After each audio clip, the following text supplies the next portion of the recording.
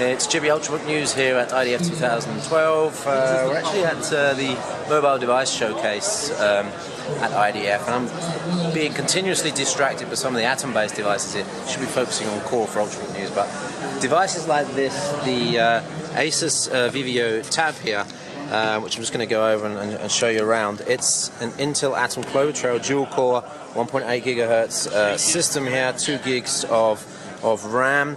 And like most of these sort of transformer systems, you've got a battery in the base and a battery in the tablet section. This is actually a tablet. So actually, if I could ask for help, could you take this tablet out for me and just show me that? 'Cause it's a bit difficult to do it with one hand. So there you go. There's a sort of transformer style that will come out there. And then you've got a tablet that actually weighs a sensible tablet weight, rather than the stuff we've seen on the Ultrabooks, which are actually quite heavy, to be honest. 1 kilo. We're down at 700 grams here, which is a very, very usable weight. That is, what is that, 10.1 inch? 11.6. 11.6, sorry. And 1366 by 768 screen. Obviously, multi-touch. Windows 8 running on here. An extremely smooth experience as well. I've been testing it out on Atom previously, and I've seen Windows 8 running really well. There's some nice Metro apps to be demoed here as well. Let's just go back to, there's the desktop, showing you, there's the Atom there, Z2760, dual core 1.8 gigahertz, 2 gigs of RAM there. Let's just have a little look around the tablet. So it's actually really, really thin. So remember, a couple of years ago we were looking at Atom-based tablets which were at least double that thickness. So now we're with Clover Trail.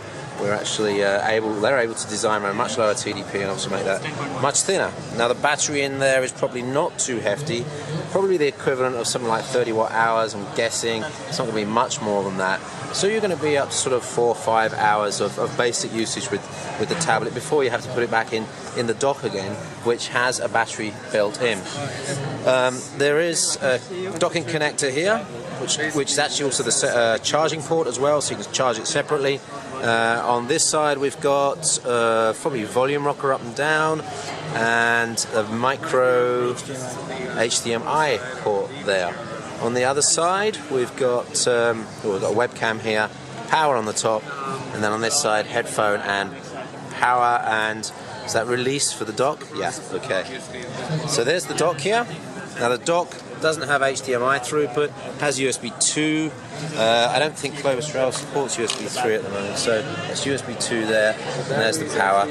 And a really nicely designed keyboard docking station. And again, I reckon probably 30 watt hour battery in there. So you're getting the equivalent of the good old netbook 6-cell battery in total here. So in total, you're probably going to have 8 to 10 hours battery life without too much problem there. Obviously, I haven't tested it yet, so I can't confirm that. There's the docking port there on the back, and I really like this design. Yesterday we took a look at the HP design, the NVX2, but I actually think this is slightly better. So that's the ASUS Vivo tab. ASUS do have, we saw at IFA, they have Core i5 and Core i7 versions.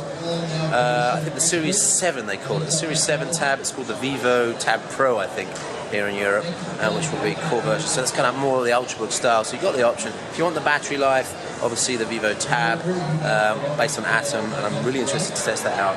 And if you want the higher end, the sort of desktop capable, you'll be looking at the Series 7 tab from ASUS. Anyway, no pricing availability on this. It's Windows 8, so let's guess October. You'll be able to get it for Christmas anyway.